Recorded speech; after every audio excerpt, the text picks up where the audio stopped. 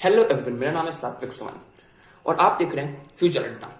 तो वेबजी की previous year question के सीरीज को आगे बढ़ाते हुए हम लोग डिफरेंशियल इक्वेशन का अगला पार्ट देख रहे हैं। और आप लोगों ने 14th नंबर क्वेश्चन तक पिछले वाले वीडियो में देख ही लिया होगा और 15th नंबर क्वेश्चन आप लोग डिस्क्रिप्शन बॉक्स में जो पीडीएफ है उसको डाउनलोड करके ट्राई भी कर चुके होंगे। 15th नंबर क्वेश्चन क्या है? The solution of differential equation this satisfies this condition then the solution is. आपको ये बोला जा रहा है कि इस डिफरेंशियल इक्वेशन का जो सॉल्यूशन होगा वो इस कंडीशन को सेटिस्फाई करता है। तो फिर सॉल्यूशन क्या होगा, तरीका क्या होगा? सबसे पहले हम लोग इस डिफरेंशियल इक्वेशन को सॉल्व करेंगे। सॉल्व करने के बाद मुझे इस डिफरेंशियल इक्वेशन का जनरल सॉल्यूशन मिलेगा, उसमें कांस्टेंट टर्म होगा। दिए गए कंडीशन को यूज करके हम लोग कांस्टेंट टर्म को भी निकाल लेंगे और फिर उस जनरल सॉल्यूशन में हम लोग उस कांस्टेंट टर्म को पुट कर देंगे और फिर मेरे पास सॉल्यूशन आ जाएगा। अब ये डिफरेंशियल इक्वेशन सॉल्व कैसे होगा? सबसे पहली बात, ये लीनियर डिफरेंशियल इक्वेशन है। कैसे भैया? मुझे दिख नहीं रहा, मैं दिखाता हूं आपको। सबसे पहले जरा क्रॉस मल्टीप्लाई करो, इस dx को इधर ले जाओ और dy को नीचे ले आओ और यहाँ इस y को इधर नीचे ले आओ, तो y square plus 2x by y. तो क्या हम लोग ऐसे लिख सकते हैं y square by y plus 2x by y is equal to dx by dy? बिल्कुल लिख सकते हैं। एक y नीचे वाले से एक ऊपर वाला y कट जाएगा, बिल्कुल। तो ये हो जाएगा मेरे पास y plus 2x by y is equal to dx by dy। अच्छा, तो यहाँ मेरे पास dx by dy minus 2x by y क्या y के बराबर होगा? बिल्कुल होगा। क्या ये लीनियर डिफरेंशियल इक्वेशन का फॉर्मेट है? बिल्कुल है। अब आप लोग बोल रहे होगे सर मैंने तो रटा है कि लीनियर डिफरेंशियल इक्वेशन का फॉर्मेट होता है dy by dx plus p y equal to q. अरे हमेशा ये थोड़ी ना होता है, ये भी तो हो सकता है ना dx by dy plus p x equal to q. बिल्कुल हो सकता है। तो यहाँ मेरे पास p क्या है, इससे कंपेयर करें तो p है मेरे पास माइनस 2 बाई वाई और q क्या है मेरे पास? q है मेरे पास 5। अब की बार इस लीनियर डिफरेंशियल इक्वेशन को सॉल्व करने के दौरान इंटीग्रेटिंग फैक्टर होगा e की power integration of p dy। dx मत करना, dx वाले फॉर्मेट में होता है। अच्छा, तो अब हम लोग p की जगह माइनस 2 बाई वाई पुट करते हैं। यहाँ हो जाएगा मेरे पास e की power integration of minus 2 by y into d y. हम लोग एक काम करते हैं, माइनस 2 बाहर ले लेते हैं। यहाँ क्या हो जाएगा मेरे पास? e की पावर माइनस 2 बाहर integration of d y by y. Integration of d y by y क्या होता है भाई साहब? ये होता है लॉग वाई बेस ई। अच्छा, हम लोगों ने लॉगरिथम में पढ़ रखा होता है कि अगर मेरे पास a into log x base b है तो ये a कूद के x के पावर में आ जाएगा। तो यहाँ देखो, यहाँ क्या है मेरे पास? Minus 2 into log y base e. ये माइनस 2 कूद के क्या y की पावर में आ जाएगा? बहुत बढ़िया। तो यहाँ क्या होगा मेरे पास? यहाँ होगा लॉग x की पावर a बेस b। तो यहाँ क्या हो जाएगा मेरे पास? e की पावर लॉग y की पावर माइनस 2 बेस e। अब हम लोगों ने लॉगरिथम में एक और चीज पढ़ रखा होता है कि अगर a की power log x base a है तो इसकी वैल्यू हो जाएगी x। यहाँ और यहाँ सेम नंबर होना चाहिए, बस वो लॉगरिथम कंडीशन को सेटिस्फाई करना चाहिए। तो यहाँ e है और यहाँ भी e है, तो ये मेरे पास फाइनली क्या आ जाएगा? y की पावर माइनस 2 यानी कि 1 बाई वाई स्क्वायर। तो इंटीग्रेटिंग फैक्टर मेरे पास आ गया 1 बाई वाई स्क्वायर। अब इस लीनियर डिफरेंशियल इक्वेशन का जनरल सॉल्यूशन क्या हो जाएगा? ये हो जाएगा x into integrating factor is equal to integration of q into integrating factor into d y. ठीक है।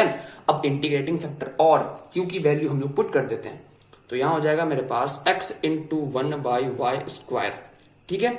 अच्छा, is equal to integration of q क्या था मेरे पास? q था मेरे पास y, तो यहाँ y हो जाएगा इंटू इंटीग्रेटिंग फैक्टर यानी कि 1 by y square into d y. अच्छा, y से एक y कट जाएगा नीचे वाला, तो ये हो जाएगा मेरे पास x by y square is equal to integration of d y by y. अच्छा, integration of d y by y क्या होता है? Log y base e plus constant लगा दो और यहाँ पे x बाई वाई स्क्वायर। ठीक है, तो ये मेरे पास लीनियर डिफरेंशियल इक्वेशन का जनरल सॉल्यूशन आ गया।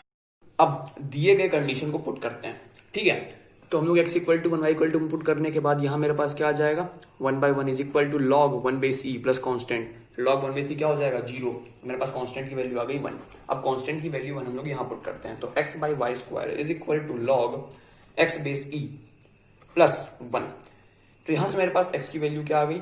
y square into log x base e plus 1। यही हो जाएगा मेरे पास इस डिफरेंशियल इक्वेशन का सॉल्यूशन। अब अगला क्वेश्चन देख लेते हैं। अगला क्वेश्चन है मेरे पास, a family of curve is such that the length intercept on the y axis between the origin and the tangent at a point is 3 time the ordinate of the point of contact. The family of curves is. ठीक है। अच्छा, question को solve करने से पहले मैं आपको छोटी मोटी बातें समझा देता हूं। मान लो ये मेरे पास कर्व कुछ ऐसा है, मुझे नहीं पता ऐसा होगा कि नहीं होगा, मैं बस इन जनरल ऐसा ही कर्व मान लेता हूं। अच्छा, मैं इस पे एक पॉइंट मान लेता हूं x, y। x, y variable point है, यहां भी हो सकता है, यहां भी हो सकता है, यहां भी हो सकता है, कहीं भी हो सकता है। अच्छा, इस पॉइंट पे हम लोग एक टेंजेंट ले लेते हैं। ठीक है भाई साहब, टेंजेंट ले लिया। टेंजेंट अगर सीधा ना बने तो माफ करना, लेकिन ये टेंजेंट ही है, ठीक है। अच्छा, इस वाले पॉइंट को हम लोग मान लेते हैं x1 कॉमा y1। अच्छा, एक बात हम लोगों को पता है कि x1 क्या होगा, 0, क्योंकि ये वाला पॉइंट y एक्सिस पे लाई कर रहा है और y एक्सिस पे x कोऑर्डिनेट क्या होता है, 0 होता है। बहुत बढ़िया। अच्छा, एक बात बताओ, ये जो लाइन है इसका स्लोप क्या होगा, इसका स्लोप हो जाएगा dy बाई dx, क्योंकि x और y वेरिएबल है। बहुत बढ़िया। अब अगर मैं तुमसे इस लाइन की इक्वेशन पूछूं तो क्या तुम बता सकते हो? बिल्कुल बता सकते हैं। कैसे भाई? पॉइंट स्लोप फॉर्म पता है ना, y minus y one is equal to slope यानी dy by dx into x minus x1, जहां पे x1 y1 क्या है, x1 y1 है फिक्स्ड पॉइंट, मतलब वो पॉइंट जिसके बारे में मुझे पता है। x1 तो पता ही है और y1 भी फिक्स्ड ही होगा यहाँ पे, ठीक। अब यहां तक आने के बाद हम लोग दोबारा से क्वेश्चन पढ़ते हैं। क्वेश्चन में क्या है भाई साहब, a family of curve is such that the length intercept on the y-axis, length intercept on the y-axis between origin and the tangent, between origin and the tangent length intercept on the y-axis, मतलब आपसे इस length की बात कर रहा है, मतलब आपसे y1 की बात कर रहा है, ठीक है। अच्छा, आगे क्या है, एट अ पॉइंट, ठीक है, is 3 times the ordinate of point of contact. सबसे पहले मुझे ये बताओ कि पॉइंट ऑफ कॉन्टेक्ट क्या है। पॉइंट ऑफ कॉन्टेक्ट ये है। ऑर्डिनेट क्या होता है? ऑर्डिनेट होता है वाई कोऑर्डिनेट। एब्सिसा क्या होता है? X coordinate. लेकिन यहां किसकी बात कर रहे हैं? वाई कोऑर्डिनेट की, इसका मतलब वाई की। अच्छा, क्वेश्चन में हम लोगों को बोल रखा है कि जो वाई इंटरसेप्ट है ये 3 टाइम्स है किसके? Ordinate of the point of contact के, ordinate of the point of contact के। अच्छा, वाई इंटरसेप्ट क्या है? वाई इंटरसेप्ट है y1 is equal to 3 times ordinate of point of contact यानी कि y। अब देखना, हम लोगों को इसके मदद से फैमिली ऑफ कर्व्स निकालना है। अब हम लोगों को यहां y1 की वैल्यू फाइंड करनी होगी। y1 हम लोग कैसे निकालेंगे? y1 निकालेंगे हम लोग इस इक्वेशन की मदद से। इस इक्वेशन में हम लोग x1 इक्वल टू 0 पुट करेंगे। x1 0 कैसा है ये हम लोगों ने देख लिया है। तो x1 इक्वल टू 0 यहां जैसे ही पुट करेंगे, यहां मेरे पास हो जाएगा y minus y one is equal to dy by dx into x minus 0, यानी कि y minus y one is equal to x d y by d x. अब हम लोग एक काम करते हैं, दोनों साइड -1 से मल्टीप्लाई करते हैं, तो यहाँ मेरे पास हो जाएगा y1 minus y is equal to minus x d y by d x. तो y1 क्या हो जाएगा? ये हो जाएगा मेरे पास y minus x d y by d x. तो हम लोग y1 की जगह ये यहाँ पुट कर देते हैं, तो यहाँ मेरे पास हो जाएगा y minus x d y by d x is equal to 3y। अब जरा इसको और आगे सिंप्लीफाई करते हैं, तो यहाँ मेरे पास क्या हो जाएगा? Minus x d y by d x is equal to 3y minus y यानी 2y। अब जरा हम लोग वेरिएबल्स को सेपरेट कर लेते हैं, यहाँ मेरे पास क्या हो जाएगा? Minus d y by 2y is equal to d x by x. इस 2 को इधर भेज देते हैं भाई साहब। तो यहाँ मेरे पास क्या हो जाएगा? Minus d y by y is equal to 2 times of d x by x. Integrate कर लेते हैं, तो ये हो जाएगा मेरे पास minus log y base e is equal to 2 times of log x base e, और कांस्टेंट ऐड कर रहे हैं, इसी साइड ऐड कर दे, कांस्टेंट कर देते हैं। अच्छा, एक बात जो हम लोगों को पता है कि अगर कांस्टेंट को छोड़ के बाकी सारे टर्म लॉग में हो तो कांस्टेंट को भी लॉग में ही रखना चाहिए। बहुत बढ़िया। अब हम लोग इस वाले पार्ट को उधर भेजते हैं, तो मेरे पास क्या हो जाएगा? 2 times of log x base e plus log y base e is equal to log c base e. हम लोग लॉग की 2 प्रॉपर्टी का यूज करने वाले हैं। पहला प्रॉपर्टी, अगर मेरे पास a into log b base c है तो ये एक खुद की b की पावर में आ जाएगा। तो ये मेरे पास क्या हो जाएगा? लॉग b की पावर a बेस c। तो ये भी क्या हो जाएगा मेरे पास? लॉग x की power 2 base e plus log y base e is equal to log c base e। अब लॉग की दूसरी property, log a plus log b is equal to log a into b। तो यहां क्या हो जाएगा? Log x square into y base e is equal to log c base e। अब इन दोनों कंपेयर कर सकते हैं? बिल्कुल कर सकते हैं। तो यहां मेरे पास x square into y c के बराबर आ जाएगा, और यही मेरे पास फैमिली ऑफ कर्व्स है। ठीक है, देख लेते हैं अगला क्वेश्चन, अगले पेज पे देख लेते हैं। The solution of differential equation this satisfying this condition.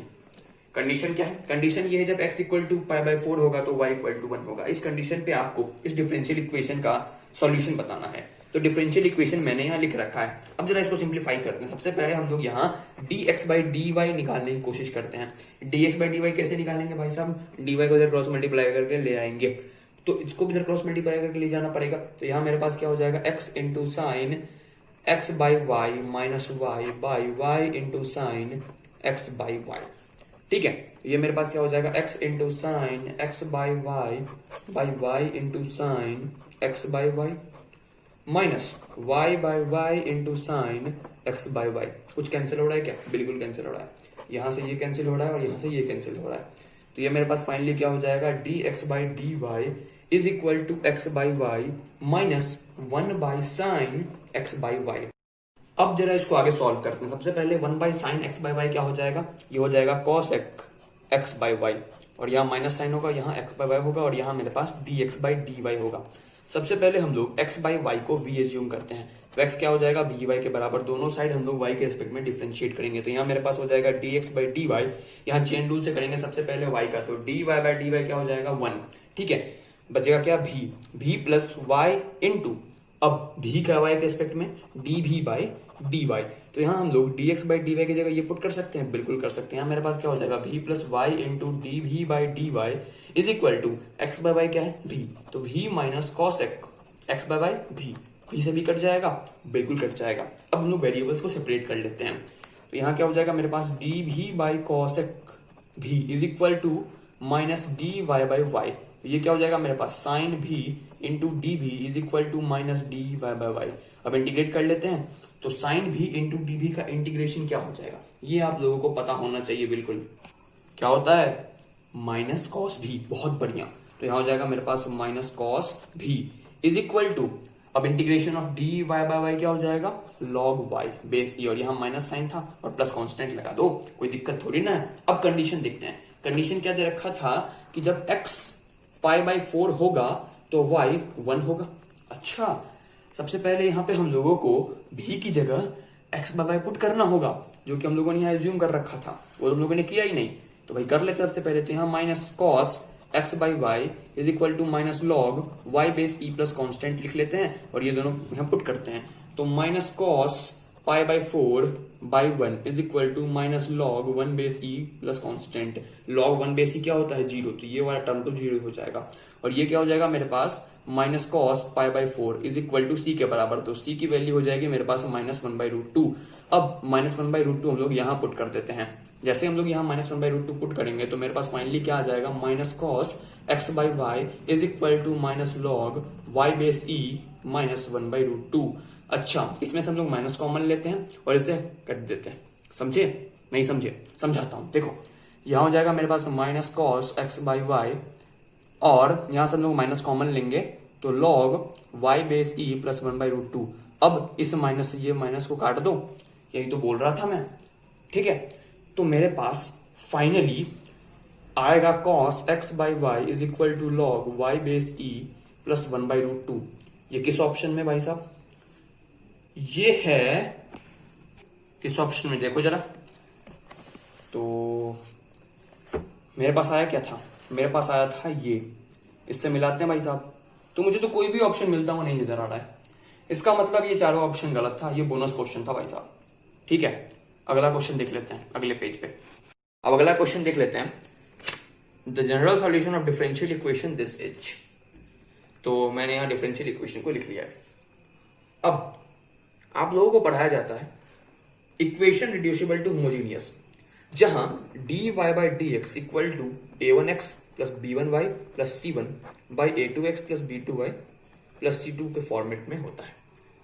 और बच्चे सोचते हैं कि मैं इस क्वेश्चन को इस तरीके से कर लूंगा, और वो x को एज्यूम कर लेते हैं बड़ा x प्लस h, और y को एज्यूम कर लेते हैं बड़ा y प्लस k, और फिर आगे जो इसका प्रोसेस होता है उस हिसाब से सॉल्व करने लगते हैं। लेकिन ये क्वेश्चन इस तरीके से तभी सॉल्व होगा जब a1 by a2 b1 by b2 के बराबर नहीं हो। यहां देखो, यहां a1 बाई a2 क्या होगा, 1 बाई 2, और b1 बाई b2 क्या होगा, 1 बाई 2 बराबर है। इसका मतलब भैया इस तरीके से तो होने वाला है नहीं, तो किस तरीके से होगा वही डिस्कस करते हैं। तो अब हम लोग यहां से डिनोमिनेटर में 2 कॉमन लेते हैं। यहाँ पे हो जाएगा x प्लस वाई और प्लस 1, ऊपर में x प्लस वाई प्लस 1, और यहाँ मेरे पास d y by d x तो होगा ही। अब हम लोग x प्लस वाई को b एज्यूम करते हैं और दोनों साइड x के रिस्पेक्ट में डिफरेंशिएट करते हैं। तो dx बाई डी एक्स क्या हो जाएगा, 1 plus d y by d x is equal to d v by d x. तो यहाँ से मेरे पास d y by d x किसके बराबर हो जाएगा, ये हो जाएगा d v by d x minus 1 के बराबर। बहुत बढ़िया, तो d y by d x जगह ये पुट कर देंगे। ठीक है। तो d v by d x minus one is equal to x plus Y क्या है भी प्लस वन और नीचे टू भी प्लस वन। अब इस माइनस वन को उधर भेजेंगे, क्या हो जाएगा यहाँ प्लस वन। अच्छा, अब हम लोग to v plus one LCM लेंगे, यहाँ क्या हो जाएगा मेरे पास भी प्लस वन और प्लस में टू भी प्लस वन। तो फाइनली मेरे पास d v by d x किसके बराबर आ जाएगा, ये आ जाएगा three v plus two by two v plus one के बराबर। अब जरा वेरिएबल्स को सेपरेट कर लेते हैं, तो यहाँ हो जाएगा मेरे पास two v plus one by three v plus two into d v is equal to d x. अब इंटीग्रेट करने की बारी है, तो इस साइड तो मेरे पास dx का इंटीग्रेशन x हो जाएगा और प्लस कांस्टेंट लगा लो। अब इसको इंटीग्रेट करना है, तो आपको आता होगा भाई कैसे इंटीग्रेट करते हैं। सबसे पहले हम लोग न्यूमरेटर को डिनोमिनेटर के टर्म्स में बनाने की कोशिश करेंगे। तो एक काम करते हैं, हम लोग ऊपर में से टू कॉमन लेते हैं, तो यहाँ क्या हो जाएगा मेरे पास v प्लस हाफ और नीचे थ्री वी प्लस टू और इंटू डी वी और यहाँ इंटीग्रेशन। एक काम करते हैं, सबसे पहले हम लोग इसी को जरा सिंप्लीफाई कर लेते हैं अगले पेज पे, फिर आगे इंटीग्रेट भी कर लेंगे बाद में।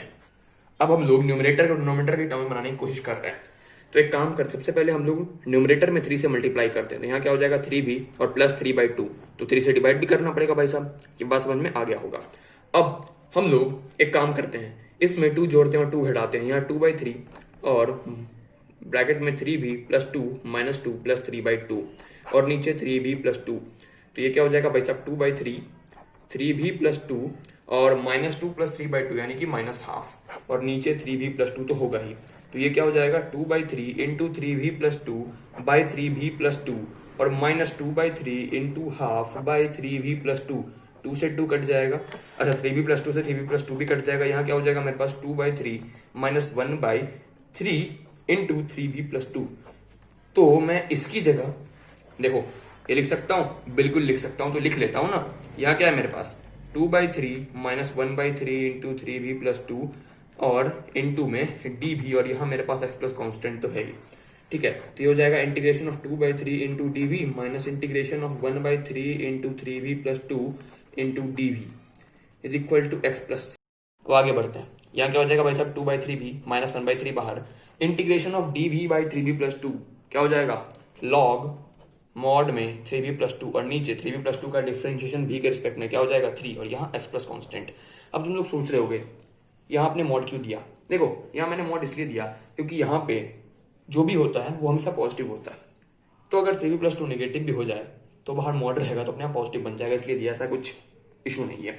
अब देखना ये क्या हो जाएगा two by three v minus one by nine into log mod में three v plus two is equal to x plus constant. Nine n से हम लेते हैं, यहाँ क्या हो जाएगा मेरे पास six v minus log mod में three v plus two is equal to x plus constant. Six v minus log mod में three v plus two is equal to nine x plus nine times of constant हो सकता है, लेकिन सी एक arbitrary constant है, सी लिखो nine times of सी लिखो, बात बराबर है, इसलिए मैं सी ही लिख रहा हूँ। अब भी क्या था, भी था एक्स प्लस वाई, तो भी की जगह एक्स प्लस वाई पुट कर देते हैं, six times of x plus y minus log mod में three times of x plus y plus two is equal to nine x plus constant, ठीक है। तो six x plus six y minus log mod में three x plus three y plus two is equal to nine x plus c, तो ये क्या हो जाएगा भाई साहब फाइनली। अब इस नाइन एक्स को इधर ले आते हैं, six x minus nine x क्या हो जाएगा minus three x plus six y minus log mod में three x plus three y plus two और यहाँ कांस्टेंट। अब एक काम करो, दोनों साइड माइनस वन से मल्टीप्लाई कर दो, यहाँ क्या हो जाएगा three x minus six y plus log mod में three x plus three y plus two is equal to minus c. अब माइनस सी लिखो चाहे सी लिखो, बात बराबर है, क्यों, क्योंकि सी एक आर्बिट्री कांस्टेंट है, तो यही मेरे पास फाइनली आंसर हो जाएगा। अब अगला क्वेश्चन देख लेते हैं, integrating factor of the differential equation this is given by. आपको इस डिफरेंशियल इक्वेशन का इंटीग्रेटिंग फैक्टर बताना है। सबसे पहले इंटीग्रेटिंग फैक्टर पूछा है, इसका मतलब ये लीनियर डिफरेंशियल इक्वेशन होगा। लीनियर डिफरेंशियल इक्वेशन का जनरल फॉर्मेट क्या होता है, d y by d x plus p y equal to q. तो क्यों ना इसको हम लोग लीनियर डिफरेंशियल इक्वेशन के जनरल फॉर्मेट में कन्वर्ट कर लें। कैसे कन्वर्ट करेंगे, जब हम लोग दोनों side 3x into log x base से डिवाइड करेंगे, तो यहां डिवाइड करेंगे 3x इंटू लॉग बेस ई से, तो कुछ ऐसा हो जाएगा, ठीक है, और यहां कुछ ऐसा हो जाएगा और यहां मेरे पास भी कुछ ऐसा हो जाएगा। अब देखना यहां 3x इंटू लॉग एक्स बेसी 3x इंटू लॉग एक्स बेसी से कट जाएगा, यहां लॉग एक्स बेसी से कट जाएगा, तो फाइनली मेरे पास क्या हो जाएगा d y by d x plus y into one by three x into log x base e is equal to two by three x. ठीक है, अभी लीनियर डिफरेंशियल इक्वेशन के जनरल फॉर्मेट में आ चुका है, बिल्कुल आ चुका है। इससे कंपेयर कर लो, टी क्या हो जाएगा मेरे पास 1/3x into log x base e. तो इंटीग्रेटिंग फैक्टर क्या हो जाएगा e की power integration of p d x, यानी e की power integration of 1/3x into log x base e into d x. ठीक है, बहुत बढ़िया। अब यहाँ हम लोग इसको इंटीग्रेट करने के लिए log x बेस ई को t एज्यूम करते हैं, दोनों साइड डिफरेंशिएट करते हैं। किसके रिस्पेक्ट में? x के रिस्पेक्ट में। तो यहाँ मेरे पास क्या हो जाएगा भाई साहब, log x बेस ई का 1/x और dx/dx, और यहाँ हो जाएगा मेरे पास dt/dx। तो ये तो मेरे पास हो जाएगा 1/x is equal to dt/dx। तो फाइनली मेरे पास dx क्या हो जाएगा, ये हो जाएगा x dt के बराबर। बहुत बढ़िया। तो यहाँ dx की जगह हम लोग x dt लिख लेंगे, बिल्कुल लिख लेंगे, और यहाँ 3x होगा, और यहाँ log x बेस ई की जगह t लिख लेंगे, x कट जाएगा। फाइनली मेरे पास क्या हो जाएगा, e की पावर इंटीग्रेशन ऑफ 1/3 बाहर dt/t का इंटीग्रेशन क्या होता है भाई साहब, log t base e. Okay, अब लॉगरिथम की प्रॉपर्टी सोचो, कौन सी प्रॉपर्टी? अगर a into log b base c है तो इसको हम लोग लिख सकते हैं log b की पावर a बेस सी। तो यहाँ 1/3 a की जगह है, t b की जगह है, और c की जगह e है, तो ये 1/3 t की पावर में आ जाएगा। तो यहाँ फाइनली क्या हो जाएगा, e की पावर log t की पावर 1/3 बेस e। अब लॉगरिथम की एक और प्रॉपर्टी देख लेते हैं। अगर a की power log b base a है, यहाँ और यहाँ सेम है, बस log की कंडीशन को सेटिस्फाई करना चाहिए, तो मेरे पास आंसर क्या हो जाएगा b। अब देखो यहाँ भी e है, यहाँ भी है, आंसर क्या आ जाएगा t की पावर 1/3। t हम लोगों ने किसको माना था, log x बेस e को, तो लिख लेते हैं, और की पावर 1/3, यही हो जाएगा इंटीग्रेटिंग फैक्टर। ठीक है।